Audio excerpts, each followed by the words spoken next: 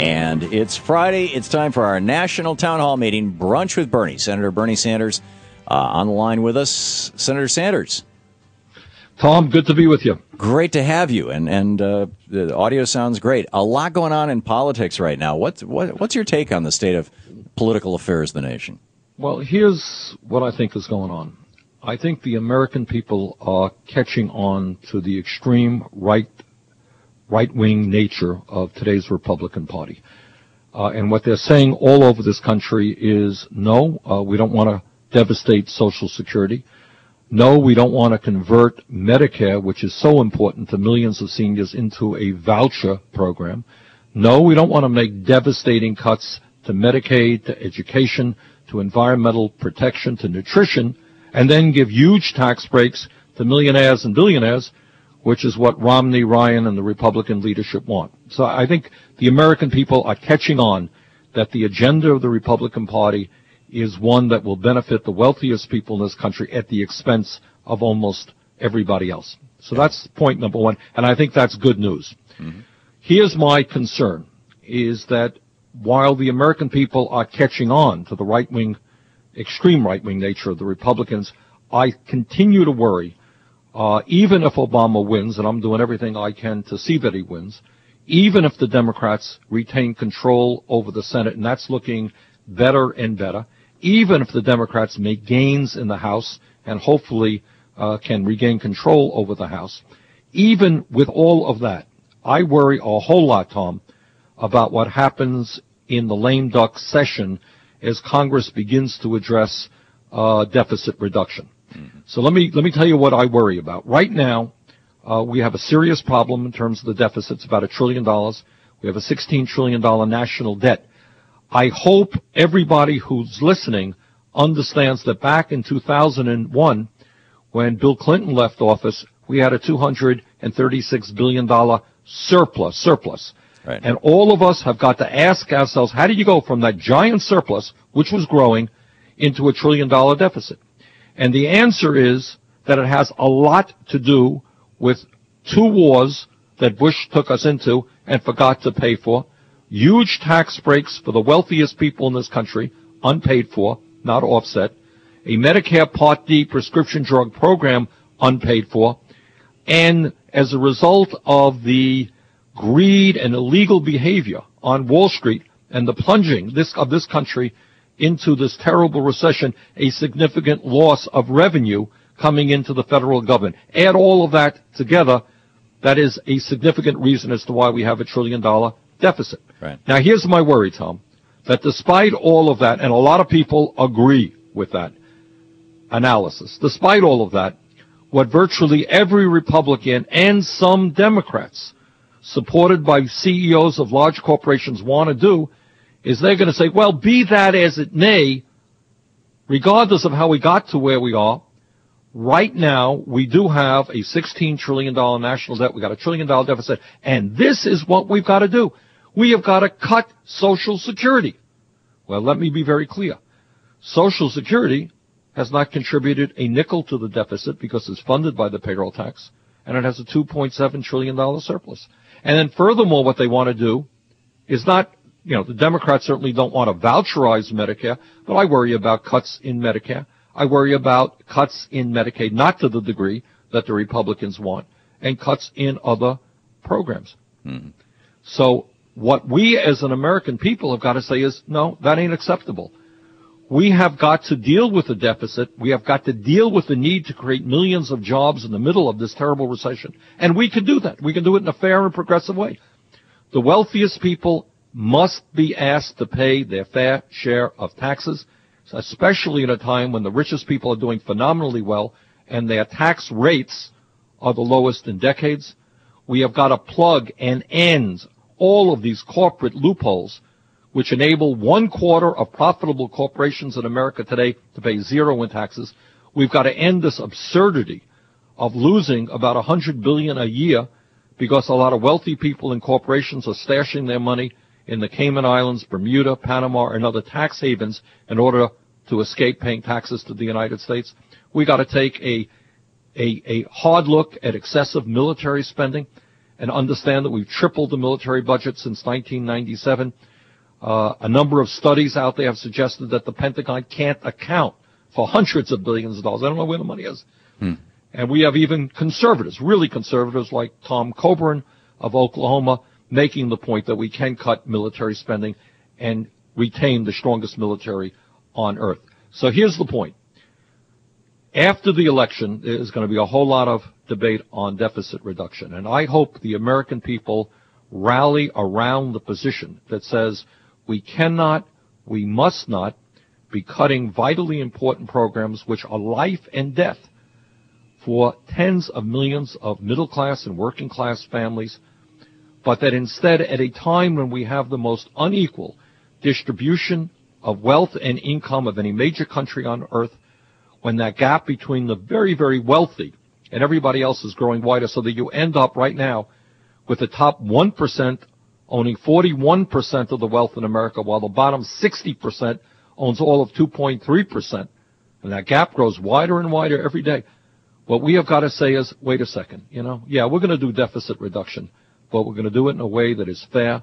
Wealthy, large corporations have got to ante up. It can't be done on the backs of the middle class. And in addition to all of that, we have got to be mindful of the need to create millions and millions of good-paying jobs by rebuilding our crumbling infrastructure, by transforming our energy system away from fossil fuel. We can do that by aggressively going into energy efficiency, making sure there are not homes and buildings in America wasting huge amounts of money.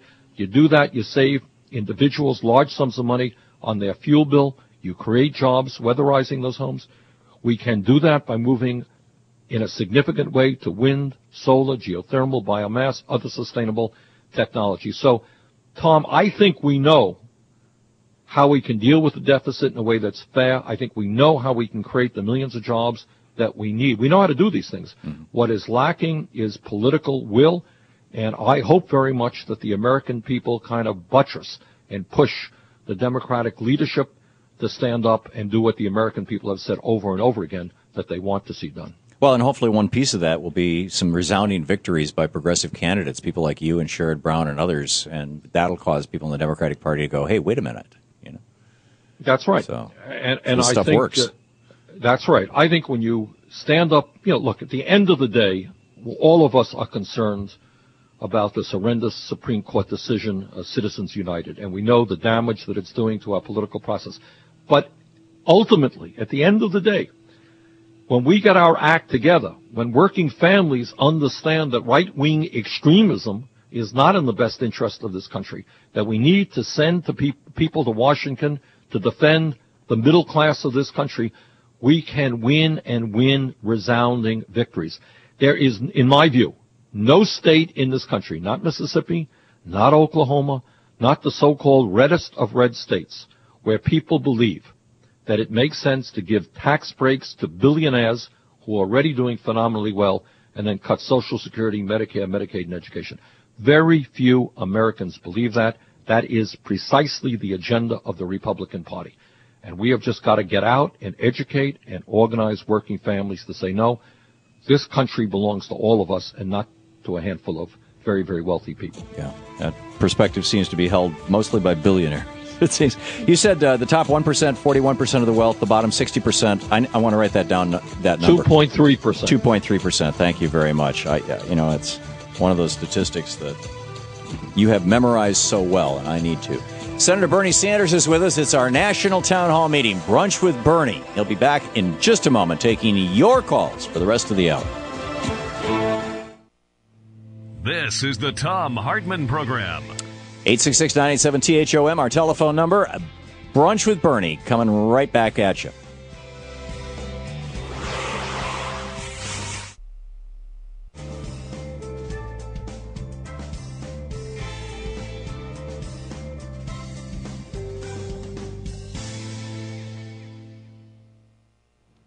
And welcome back. Thom Hartmann here with you, and Senator Sanders is on the line with us. Joan in Ludington, Michigan, watching us on Free Speech TV on Dish Network. Joan, you are on the air with Senator Bernie Sanders. Yes. Could you explain how Social Security can possibly be reformed by changing the way the cost of living is calculated? Yes, I can. Social Security is an issue that I've worked hard on, and this is what I think. Two things, Joan. What you should be aware of is that right now, and this is terribly important for people to understand, there are right-wing economists who are pushing on Congress the concept of what's called a chained CPI. And their argument, the right-wing economists, is, if you can believe it, that the COLAs, the cost of living adjustments that seniors have been getting, are too generous. They're too generous. And I know all over America people are laughing and they're saying, how can they be too generous when in the last 2 out of 3 years I got no COLA at all, despite the fact that my prescription drug and health care costs have been soaring? In my view, Joan, what we need to do is change the way we reformulate COLAs for seniors, not by making them less generous, which is what Republicans and some Democrats want to do, but in fact by segregating the index for seniors to actually look at the purchasing practices of seniors. Seniors today are not purchasing iPhones or iPads. What they are purchasing are prescription drugs and health care and food. Those costs have gone up. So what we want to do is track the real expenditures of seniors, and I think when you do that, you find that their cost of living increases are much higher than the general population. Second of all, while we're on the issue of Social Security, let me remind everybody that Social Security not only hasn't contributed a nickel to the deficit, but it has a $2.7 trillion surplus, can pay out every benefit owed for the next 21 years. What we want to do is make it strong for the next 75 years, and one way you do that is what Obama talked about when he ran for office in 2008, and that is lift the cap on taxable income. You start at $250,000, and having lifted the cap on income coming in from millionaires and very wealthy people, if you do just that, you can make Social Security solvent for the next 75 years. Bernie, we have just a minute to the break. Are you hearing, I know I hear this from you and Jan Schakowsky and people like that, but has that yet become a mainstream mantra within the Democratic Party? Do you hope that it will be? We have on legislation, I've offered legislation to do just what I described. Mm-hmm. That is lifting the cap, starting at $250, making Social Security solvent for 75 years.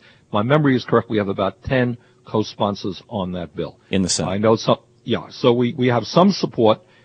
This is exactly what Obama talked about 4 years ago. I want him, and I hope the American people demand him to tell us where he is today on Social Security. Does he still support that approach? Yeah, and people who want to register their opinions with President Obama, if you go to call up the White House. Yeah, go to callcongress.org, and the White House comment line is right there. You can call and leave your message with the switchboard. Senator Sanders is with us. It's our Brunch with Bernie hour. Senator Bernie Sanders taking your calls. We'll be back with more of your calls for Bernie right after this.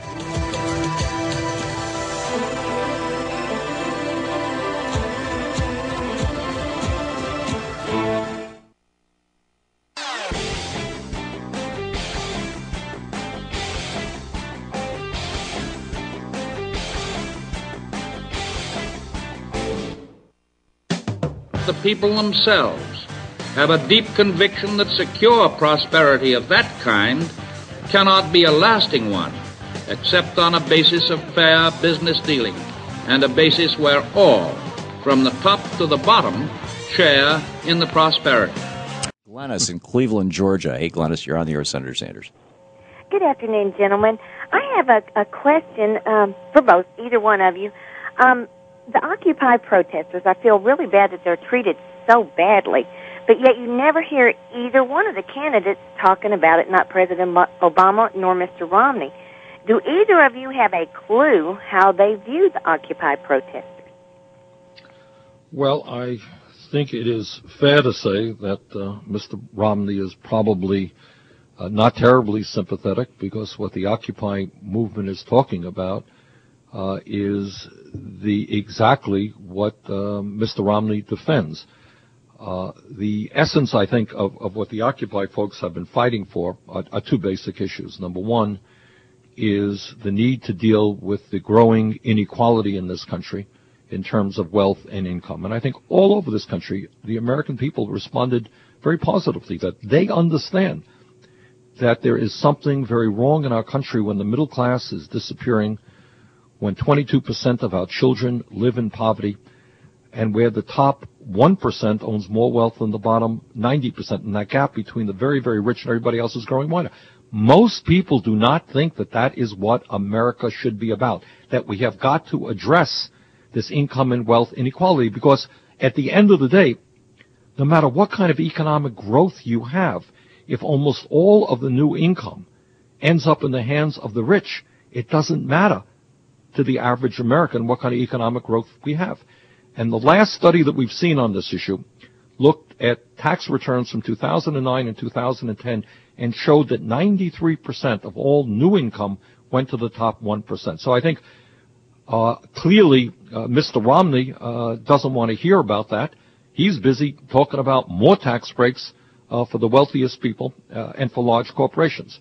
I think the president is not unsympathetic to that message, but we have not heard him, I think, be as strong as he might be. And the second issue, where, again, Romney certainly will not be sympathetic to the Occupy people, is the need for us to focus on Wall Street. I have said on this program many, many times that unless we address the disaster, which is Wall Street today, you're never going to see the middle class grow in this country.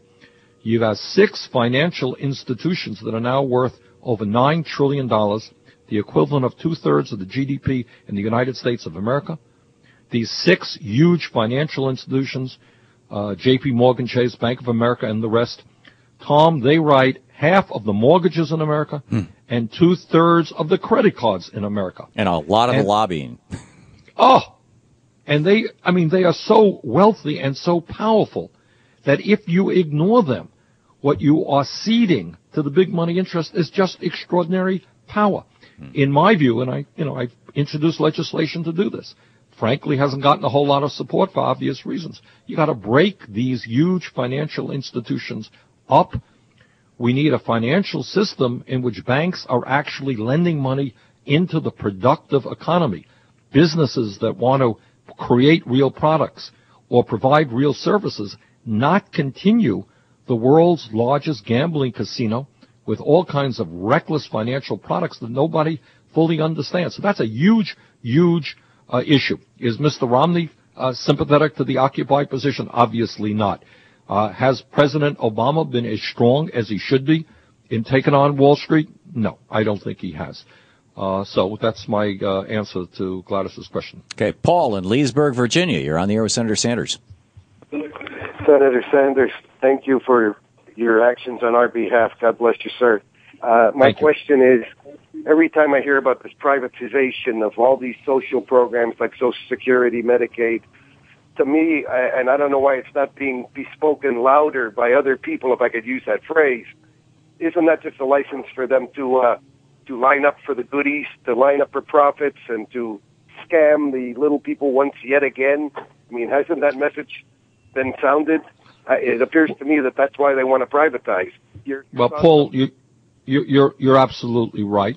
And I think one of the reasons that Mr. Romney and Mr. Ryan are not doing particularly well in this campaign is that the people understand it.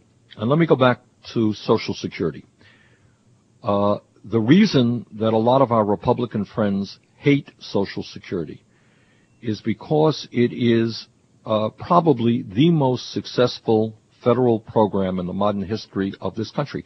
It has done exactly what it was designed to do. Before Social Security, some 50% of seniors lived in poverty. Today the number is about 9%. Too high, but that is a huge improvement.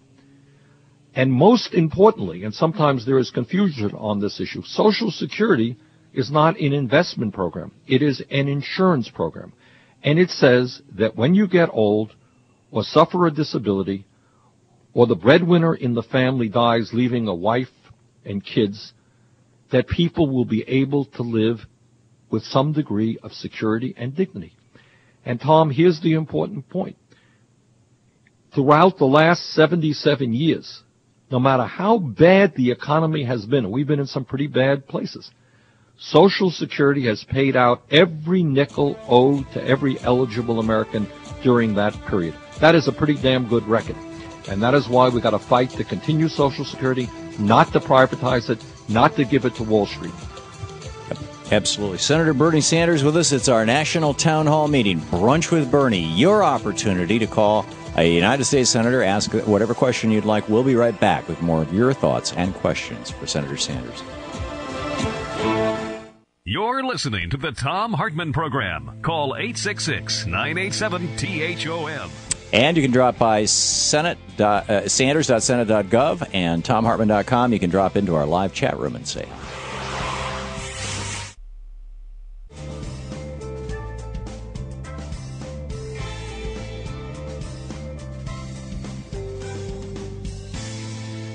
It's our Brunch with Bernie, our national town hall meeting with Senator Bernie Sanders, taking your calls and answering your questions. Mel in Los Angeles, watching on Free Speech TV. You are on the air with Senator Sanders.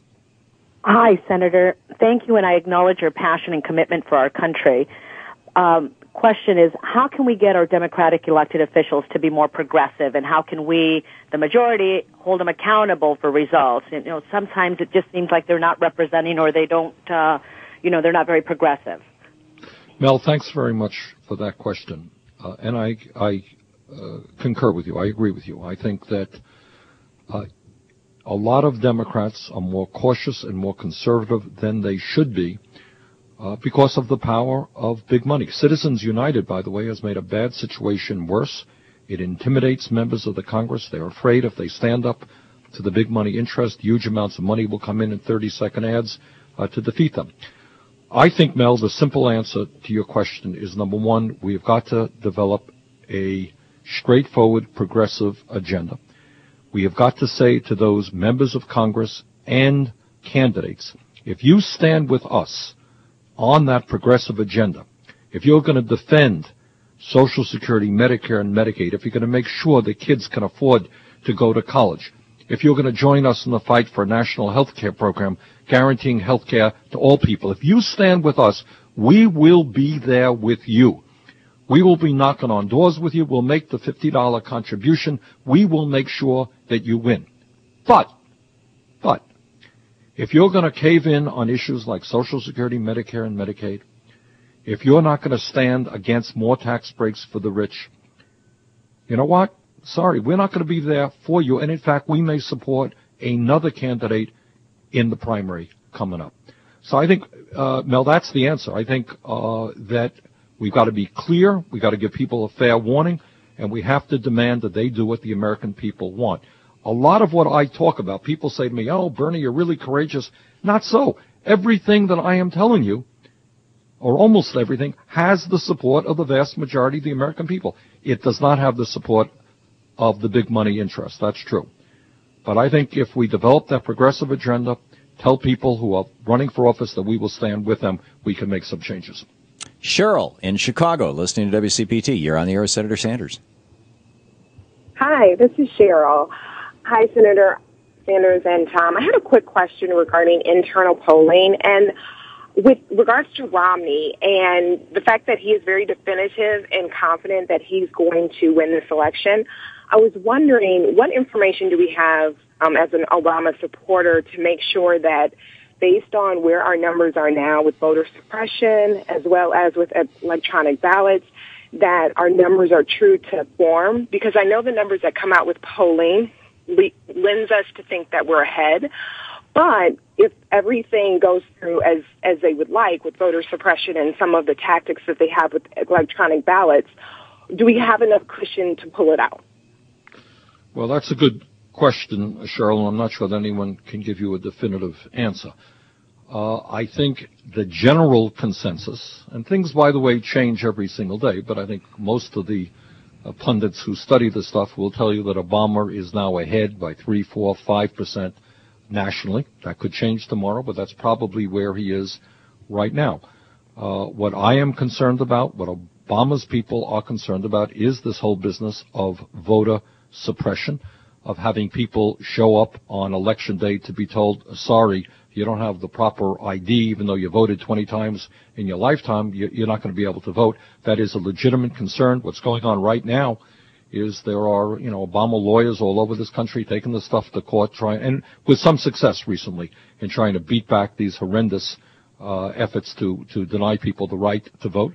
I would say, Cheryl, if you want the cushion, the real cushion will be bringing out a very, very large voter turnout.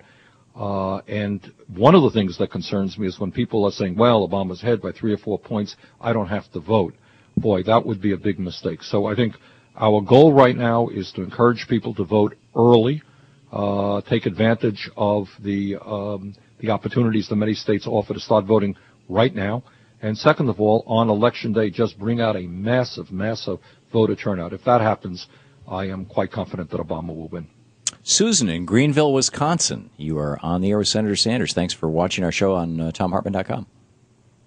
Good afternoon, gentlemen. I want to thank you both for everything that you do. I understand that there is a lot of attention being paid to student loan debt, and I'm happy to hear that. My question concerns those kids who are disabled. I have a daughter who became 100% disabled 6 months after graduating from college. She was working full-time, paying her student debt.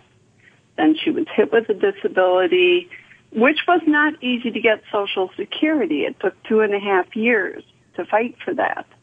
And I'm wondering, is there anything, I know there are things looking forward, but for these kids right now, my daughter is being garnished. Her Social Security check is being garnished, which is, again, it just points to the big money and the power that they have.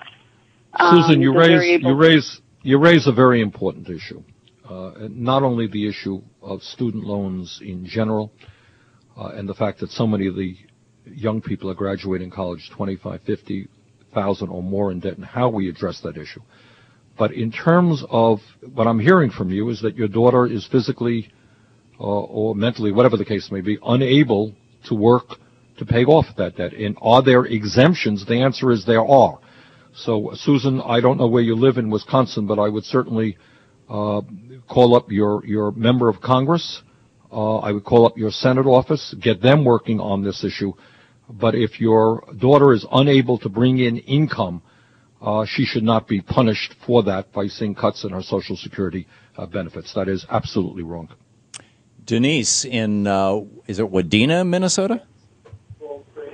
Yes.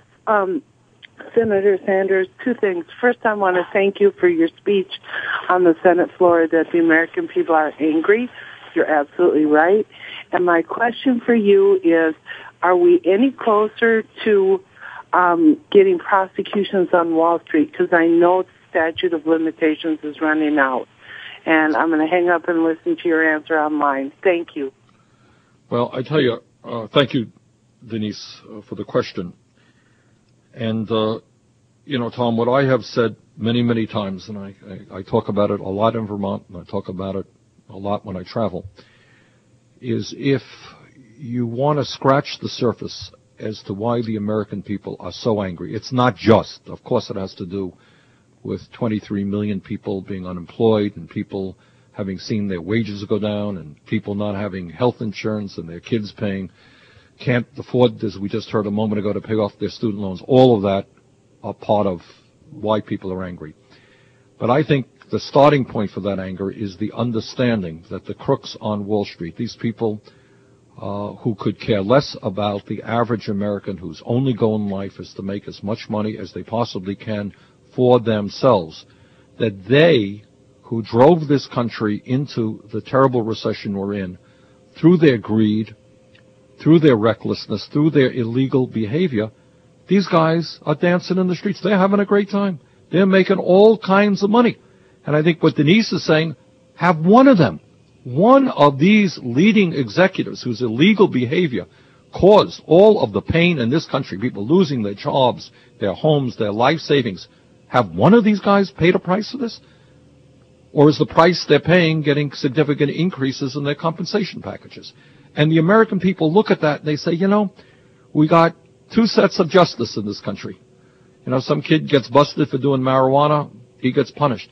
Some other guy whose illegal behavior caused millions of people to lose their job, nothing happens to that guy because he's too rich and he's too powerful.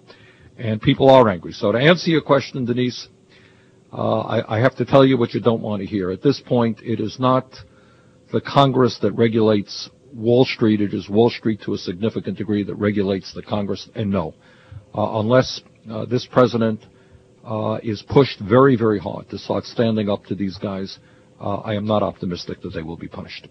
Nancy in Minneapolis, Minnesota, listening on AM 950. We just have a minute to the break, Nancy. Quick question for Senator Sanders. Yes, hi. Privileged to speak with you. My question is regarding universal health care, and there's been some discussion about it being kind of administered by the states versus nationalized. And I was wondering if there's any thoughts about, is there advantages to one or the other? Is one better, or is one more sort of a gateway to using more of a nationalized plan? Well, thank you, Nancy. That's a great question. I am one of those, and I've introduced legislation for a single-payer system to be administered at the state level, and there are a lot of reasons for that. I think the state legislature will be a lot closer to the people, can hear what the people's needs are. The state of Vermont's needs are different than the state of California or New York State, and we can better tailor our universal health care program based on the needs of the state rather than just the federal government. Second of all, my hope is that, by the way, Vermont will lead the nation toward a single-payer system, and I think we'll have better luck politically moving at the state level, using the states to go forward as a model so that other states will want to follow, and eventually we can pass a Medicare for all single-payer nationally administered at the statewide level. That would be my hope. That's sort of that's how it happened in Canada, isn't it? That's exactly. Saskatchewan went first in Canada. Yep, there you go. Senator Bernie Sanders with us. It's our Brunch with Bernie Hour, our national town hall meeting with Senator Sanders, taking your calls right after this.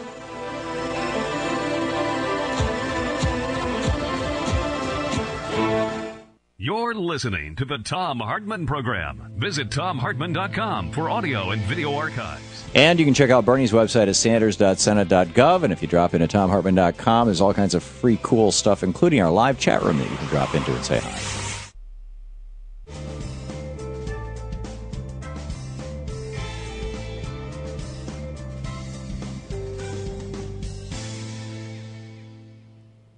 Welcome back. Senator Sanders with us, and Barbara in Dadeville, Alabama, watching us on Dish Network on Free Speech TV in Dadeville, Alabama. Barbara, you are on the air with Senator Bernie Sanders.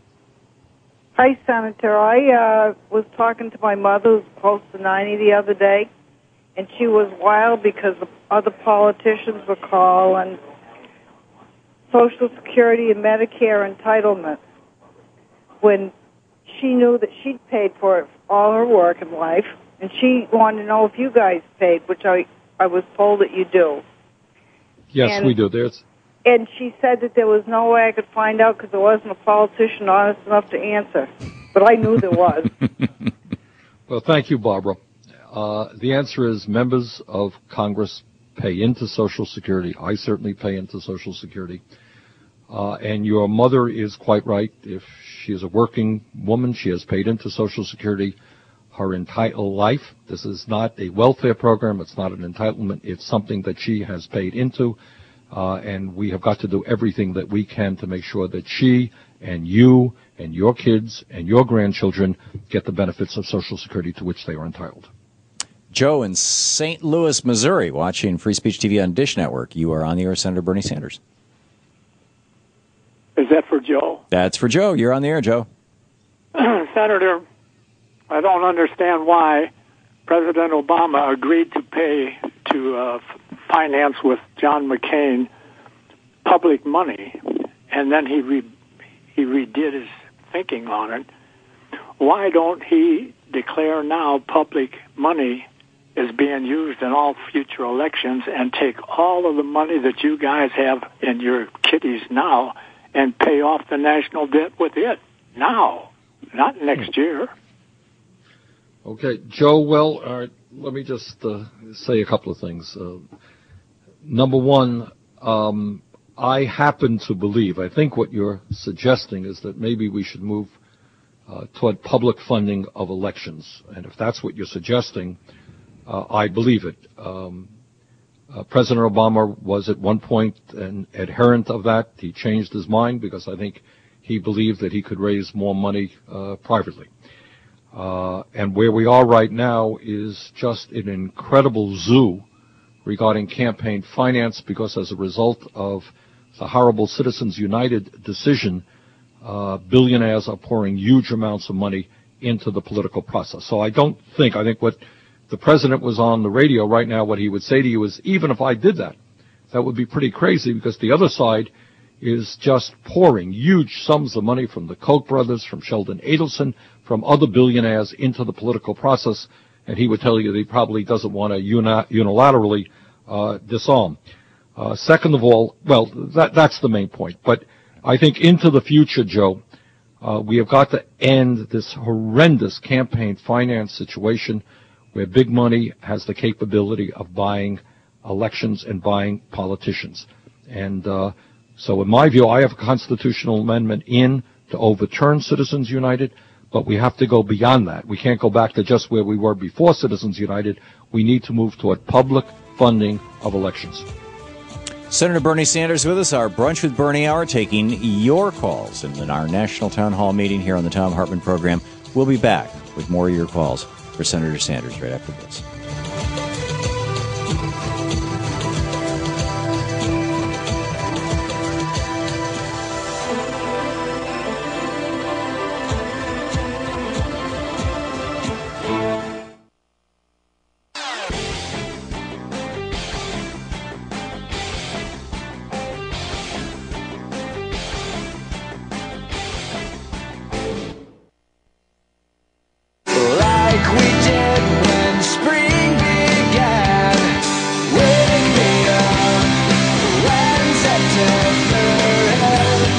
Talk media for the sane among us, the Thom Hartmann Program. It's our Brunch with Bernie hour. Senator Bernie Sanders taking your calls in our national town hall meeting, Brunch with Bernie. Arthur in Roanoke Rapids, North Carolina. You are on the air with Senator Bernie Sanders. Thanks, Tom. Long time, first time. Thank you. In any event, Senator Sanders, this is my thing is, as far as compressed natural gas, why haven't we had an energy policy in regard to this matter? We've got over 8.3 million heavy trucks on the road. We've got 17 million gallons going through the Straits of Hormuz daily. Our Navy is protecting that enterprise, shall I say, and we are not doing anything to convert these vehicles to compressed natural gas. We would alleviate all that naval power over there. And we would, and it's 30% cleaner environmentally. I just cannot understand why we're beholden to the oil interests rather than going with compressed. That's essentially T. Boone Pickens' plans too, isn't it, Arthur? Well, Arthur, let me just tell you something. Let me just tell you something. I just talked a couple of weeks ago to people in the trucking industry. And what they are saying is there is right now a conversion of trucks away from gas into compressed natural gas.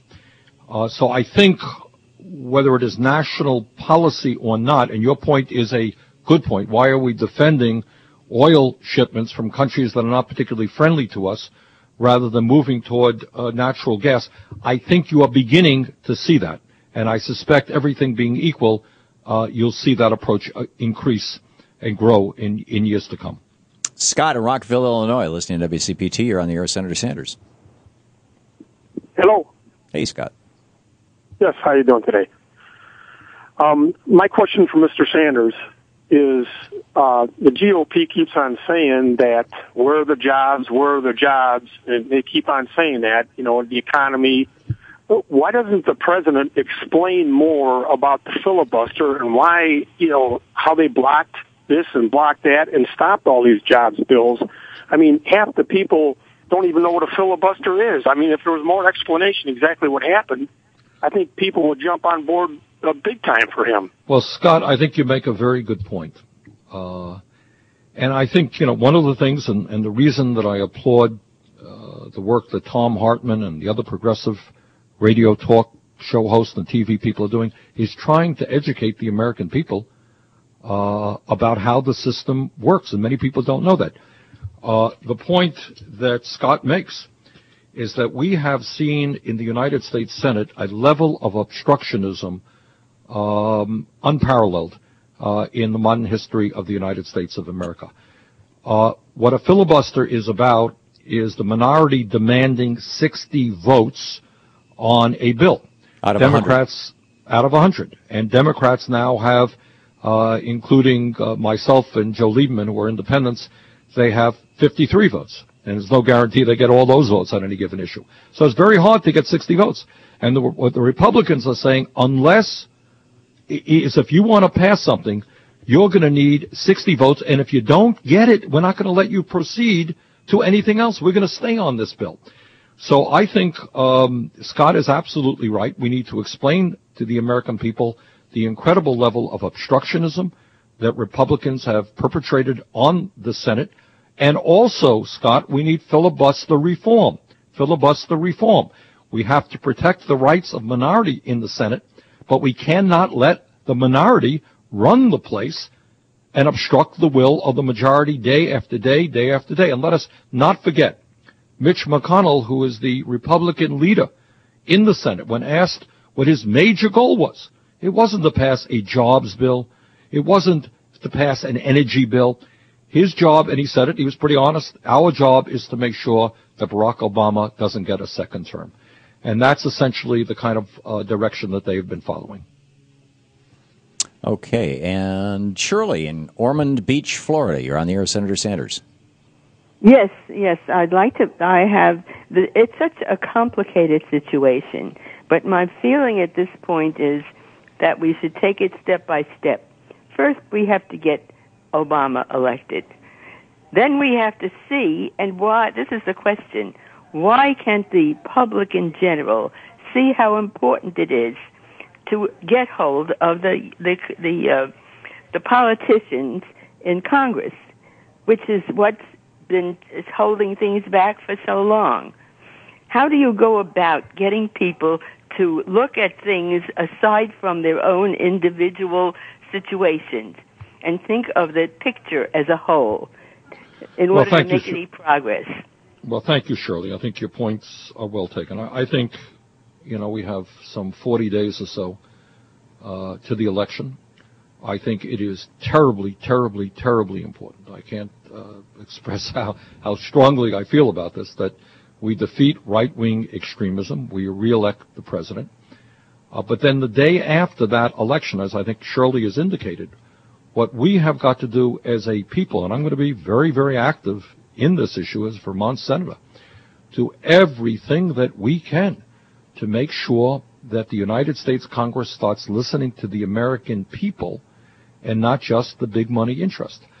And the most effective way that people can impact that process is to be calling their senators and House members, emailing them, writing them, demanding that they meet with them when they are home in their districts. Let the voice of the people be heard. And when you hear that voice, it's a voice which says, no, you cannot balance the budget, for example, on the backs of the elderly, the children, the sick, and the poor. Yes, the wealthiest people in this country have got to contribute to deficit reduction, as do the largest corporations. Yes, we have to move toward a nation in which all of our people have health care as a right. Yes, we have to transform our energy system away from fossil fuel. I think there is, Tom, a lot more agreement on the parts of the American people that some suspect, and I think if we can get those voices heard, we can impact the direction of the Congress and the White House. I think you're absolutely right. Senator Bernie Sanders, Bernie, thanks so much for being with us today. All right, my pleasure. And take care. For all these weeks, all these years.